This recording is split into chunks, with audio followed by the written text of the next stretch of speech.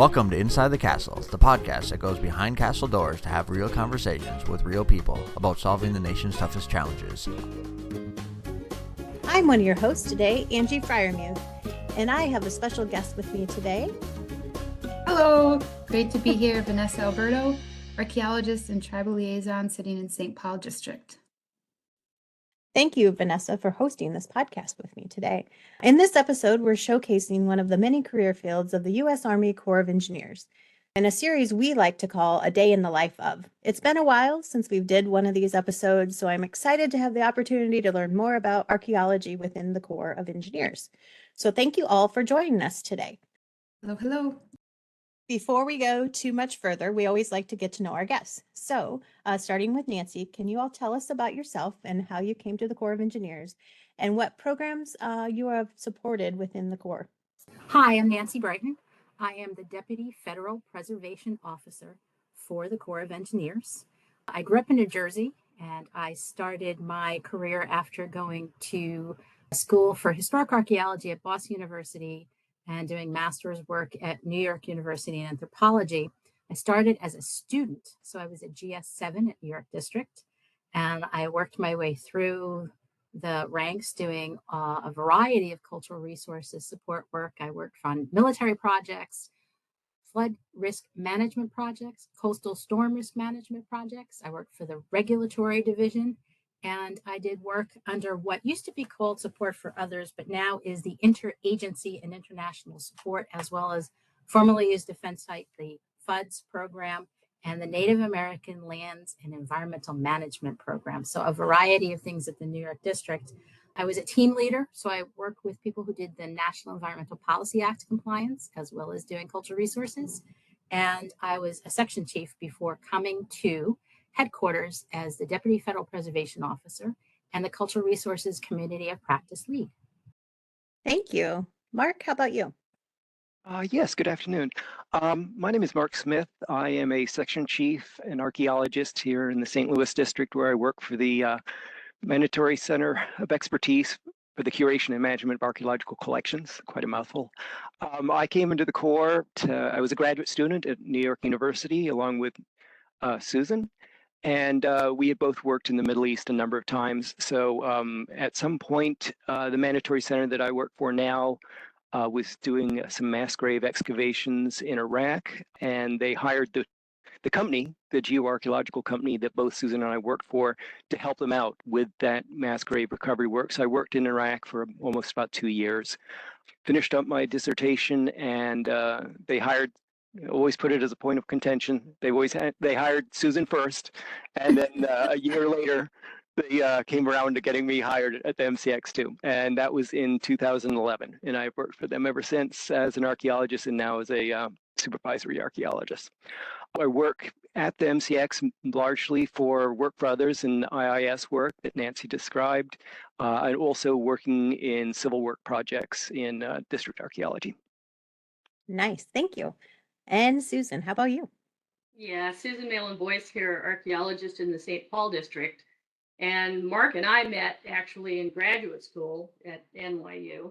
And then we did work for the same geoarchaeology firm and wound up being tapped, as it were, to go and work on the mass graves project in Iraq. We had done some other work for the Corps of Engineers, and the Corps of Engineers seemed like it was an occupation that presented sort of exciting opportunities, and those opportunities became available following the project in Iraq. And so we went to work for the MCX. I got there just a bit before Mark did. I was there from, I think, 2008 until 2016 when I came to the St. Paul District, where I have been ever since, working on a large project here. It's been a fun ride. Awesome. Thanks, you guys. So Nancy, tell us about the role archaeologists play in the Corps and the importance of that role. So most of what we refer to as the cultural resources staff within the Corps of Engineers, the majority, are archaeologists. So as a cultural resources community of practice lead, I maintain contact and I provide information to all of the cultural resources staff. And so in that, with the archaeologists, I don't have a direct accounting of those who are specifically been trained in archaeology, but in my contact list, we have over 190 at any one time. It comes and goes because we have interns, we have student trainees that come on and they come and move around. So at least 190 individuals at the time. And like I said, probably about 75% of those are strictly people who have trained and studied archaeology, whether it's archaeology in the United States or archaeology elsewhere. Probably the most type of work we do in archaeology is the study of the past and the past culture, human life ways through material remains. So not to be confused with paleontology, because sometimes that happens, although we do get involved with that too, which is a little bit outside of our realm.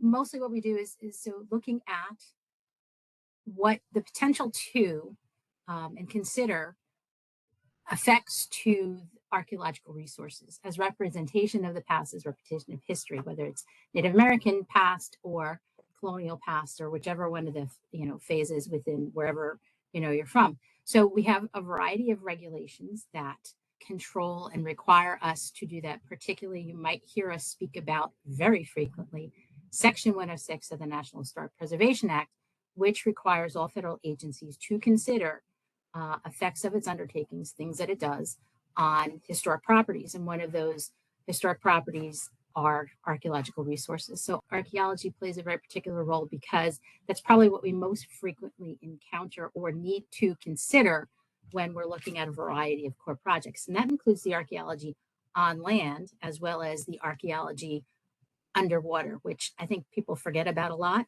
But there's a variety of marine archaeology that the Corps of Engineers gets involved with. We do a lot of work on the shorelines, in the rivers, and we have a lot of operating projects where we have created lakes and reservoirs that sit on top of former land surfaces on which humans have occupied for thousands of years. So we have, it's actually a rather large sort of property management as well as consideration in terms of looking at effects of historic properties. However, it's a large part. I'd probably say it goes to at least 50 to 60, 75% of what we really do. There's a good percentage of other things. We also have to consider effects to the built environment, often which are buildings, objects, often which also have an archaeological component. So archaeologists get involved in a lot of different cultural resources categories, as well as bringing in some of other expertise that we have in the Corps, which are architectural historians, landscape architects. We have curation specialists, we have curators, a whole variety of things, and a few I'm not mentioning, so hopefully nobody gets concerned. But we most often have to consider archaeology within a lot of our projects to understand what's going on, what effect we might have, what are the resources in terms of being a historic property.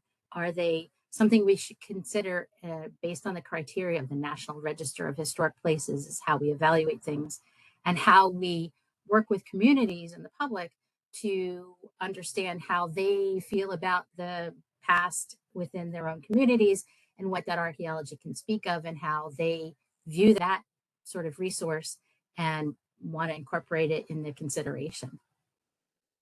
Thanks, Nancy. Great answer. Mark, did you have anything to add from your perspective?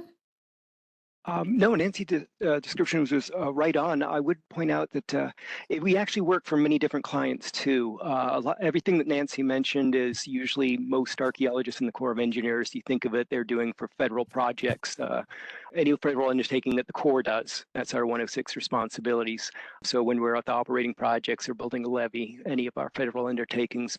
Also, we do get a chance to work as a resource for other agencies, and many times, especially at the MCX here. So as well as doing that kind of compliance work for our own agency, we also do it for other agencies, whether it be FEMA, as Nancy had mentioned, or IMCOM, the Installation Management Command. We do many projects for doing the same kind of compliance work, or sometimes work that isn't straightforward compliance under 106. This will be helping out some of the other agencies, maybe on forensic recovery projects, working for the Office of Army Cemeteries or Arlington National Cemetery, Sometimes we help out other agencies like DPAA, which is a defense, PAW, MIA accounting agency. We do that work not only for the Corps, but we are an asset for other agencies, the government. Well, when I started with the Corps 20 plus years ago, I would have never guessed that the Corps of Engineers had archaeologists on staff. Through the years, I've learned the value that you all play in every aspect of the Corps of Engineers. As we talk more about archaeology within the Corps, I want to ask, what has been the most interesting part of the work that you've done throughout the years and why? So the most interesting projects, it's hard. My career spans, and I don't feel like it does, but I started in the Corps in March in 1992. There, I've said it, you can do the math. Very long time. So I have had a variety of experiences, which I think is probably the best thing about working for the Corps of Engineers. No two projects are the same, even though they purport to be. Working in the different areas, nothing is the same. So every day is both a new.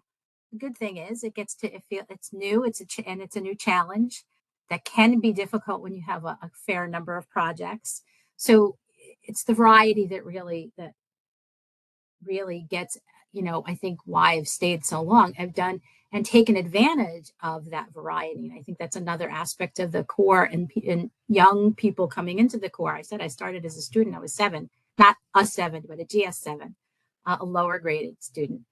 There's an opportunity to do a variety of things. So that's how I got into doing military programs. But some of my most sort of interesting projects and projects that I still remember through time, I started working. We did some actual archaeology out at Montauk Point Lighthouse. I did a FUDS project on David's Island in which we got to analyze an entire military community and that influence of that military community on the land side. And we ended up creating a website archive. We called it a, internet exhibit that still the Westchester County still uses. I've worked for the U.S. Military Academy at West Point, and I got to see both the academy, the cadets, and the entirety of their cultural resources in that National Historic Landmark up close and personal and behind the scenes. And that was sort of a fantastic experience. And how about you, Mark? I would just second with what Nancy says. I've been very lucky myself to be involved in the Corps on many different projects. As she said, that I think is one of the real rewards is working on projects that are changing all the time, and you're getting new things and you're doing things that you didn't think you'd be doing a year before. Some of my favorite projects, looking back, have often been ones where there's some more direct relationship to the work itself and some kind of community out there. I know a lot of our work is, less bureaucrats, civil servants on Section 106 is writing up reports, reading reports, making sure we're in compliance. The only person that we have interaction with are the people that we're making pay for the archaeology work, so they don't particularly appreciate us. So it's sometimes nice to work with the community more directly. The one that comes to mind right now, a current project is the Carlisle Indian Industrial School, where we are working directly with the Office of Army Cemeteries to repatriate students who were died and buried at Carlisle Barracks, which used to be in an Indian industrial school in the late 19th century. And these students died of usually infectious diseases. And after the Army took over the barracks again, it took 100 years or so, but we have now, with the Office of Army Cemeteries, repatriating these children back to their tribes and their communities. And so we get to do that every summer. And it's much more directly tied to kind of an emotional thing. We have tribal elders come out. There's a lot of ceremonies. And we can see this direct effect to a community, historically disadvantaged communities, and which we don't often get to do in archaeology in the civil side of things. And so that's probably my favorite project ongoing at the moment. So my favorite project would be the one that I'm working on now, because I have the attention span of a gnat, and I'm essentially focused on whatever I'm doing at the moment. But I have to agree with Mark that, I mean, the projects that feel particularly large in memory are the ones where there's a connection to the public. I mean, we're in public service for a reason, for the most of us. And so things like the mass graves project was a repatriation project and a project for justice for Kurdish people, primarily Kurdish people. The Veterans Curation Program, which was something that was established in 2012 using ERA funding, was a program to help veterans and help veterans transition from military service to the private sector. It's been an extremely successful program. It's still ongoing. I think they have more labs now than they did when we first established the program. Arlington National Cemetery a number of years ago in like 2012 or at some point there began a recovery of some monumental architecture for reconstruction for some gates that had been sidelined, as it were. They were being stored in an unused part of the cemetery for 40 years. And they're now reincorporated into the landscape of the cemetery where other people can enjoy them. The National Museum of the United States Army, when I was working in the MCX with Mark, one of the projects that we had was the preparation of artifacts, the small artifacts for display in that museum. And then the project that I'm working on now, which is the Fargo-Moorhead Metropolitan Area Flood Risk Management Project. It's a diversion channel that runs, it's a 30-mile channel that runs around the city of Fargo that's intended to ameliorate the effects of climate transformation or climate change and flooding on the city of Fargo. So all of these projects are extremely rewarding. They're complex. They have emotional levels of response for their participants, and it's the reason why we do what we do. Excellent, thank you. So you kind of got a little bit to that next question, Susan, as far as what has been the most rewarding part of your job and or the most challenging part. Do you want to elaborate a little bit more on that question, Susan? Sure. I think that part of that balancing the public need from the project perspective. Fargo is a very good example of that with the flood risk management project. There's also in that project, there's compromise and contestation from people who are going to be adversely affected by the project for whatever duration.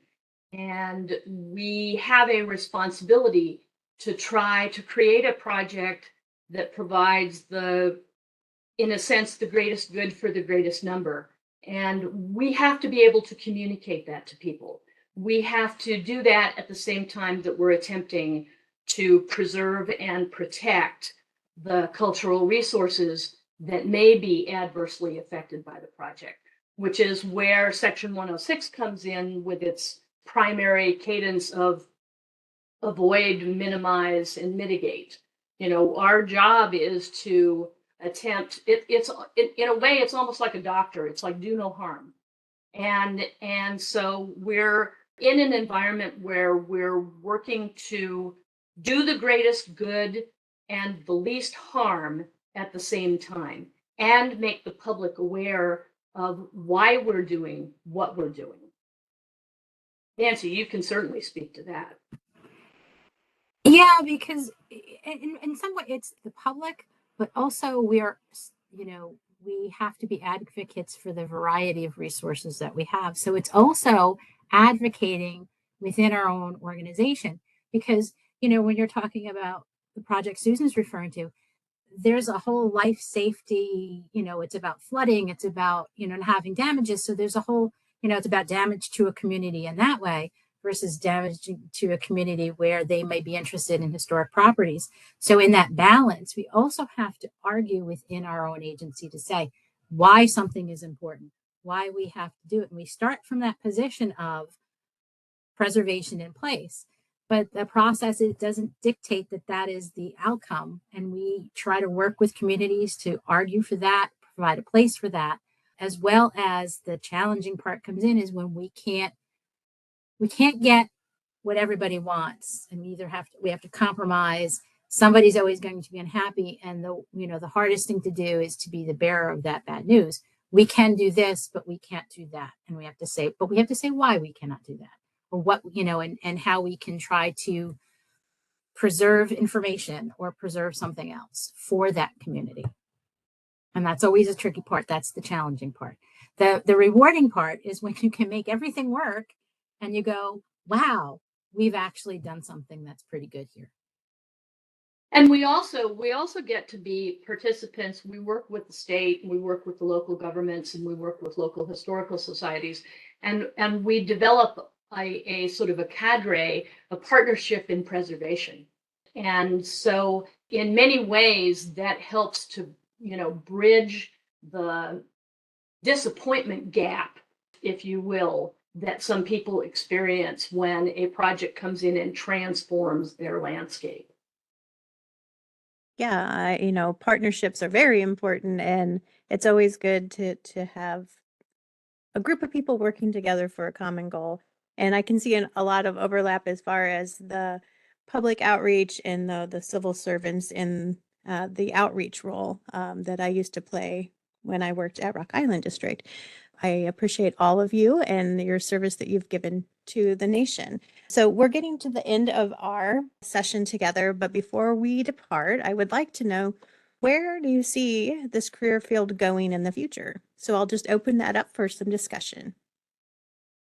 So this is Nancy. I will start first, just to say that, so I deal from it with working with a lot of the other agencies at a particular level. We still have there's a lot of legislation, a lot of laws. We still have a lot of requirements, and I don't see that structure changing anytime soon. So Section 106 of the National Historic Preservation Act, where we have to consider, how our undertaking can affect historic properties, or, we have to maintain and manage historic properties on our own. The Corps has lands. So that's not changing. So we're always going to need a variety of cultural resources staff, archaeologists, as well as all the other architectural historians and everything. But I think what has been interesting of late in the past 4 or 5 years is that a number of archaeology programs in different universities have changed. And so doing archaeology in the United States, some of those programs have gone away or have been blended back into where they're just, archaeology, and it's mostly archaeology, whether it's in Europe or the Middle East or in South America. So it's lost some of that, sort of function of going into something like cultural resources management, whether you're on a contractor side, like Mark had been, and like Mark and Susan had been, and then had coming into the federal family.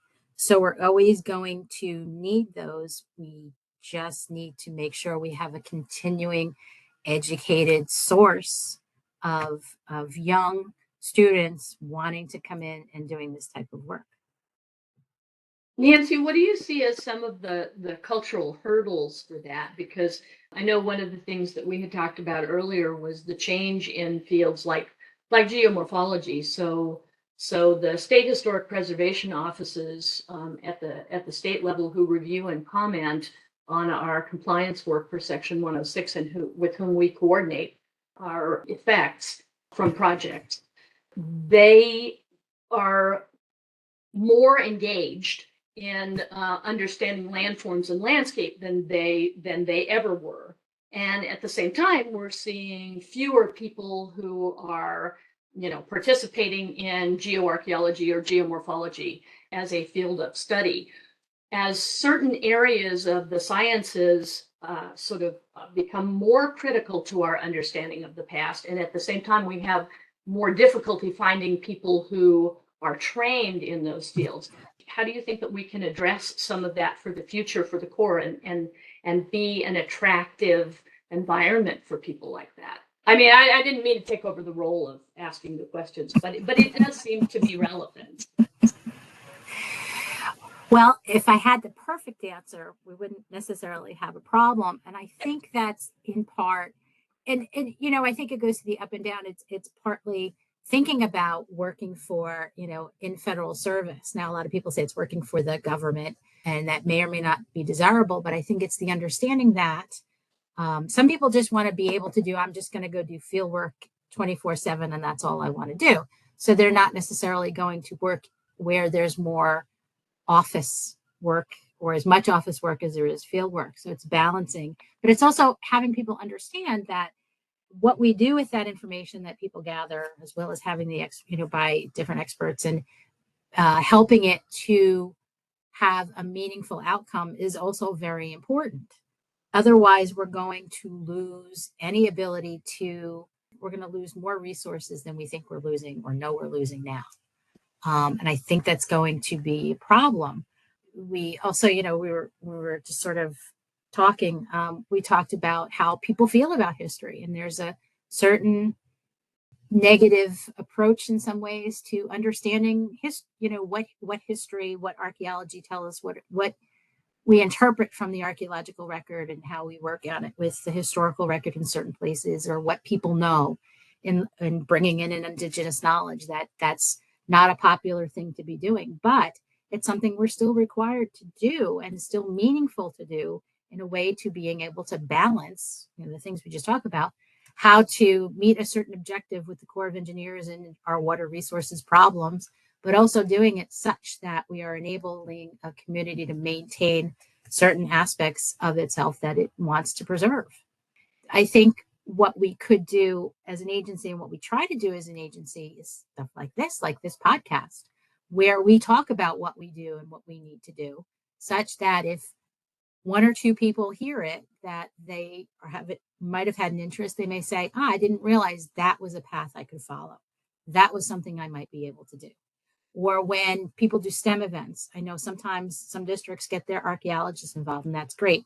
When I was in New York, we used to do sort of Earth Day things, and then we do things either in one of whether it's in New York City or something in New Jersey, we would do an event we would get to go to and talk about cultural resources and historic properties right under people's feet.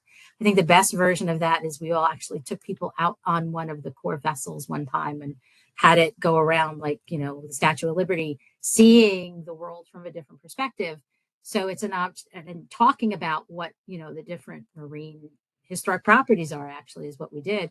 So it's being able to play on the thing, that cachet that archaeology has always had. Because you always talk to people like, why did you become an archaeologist? Or, hey, I didn't know you could, when I was 8, I wanted to be an archaeologist, but I didn't know you could get paid for it. I didn't know it could be a job. I didn't know it could be a career. It can be in different ways. And maybe that's what we also need to remind people of periodically.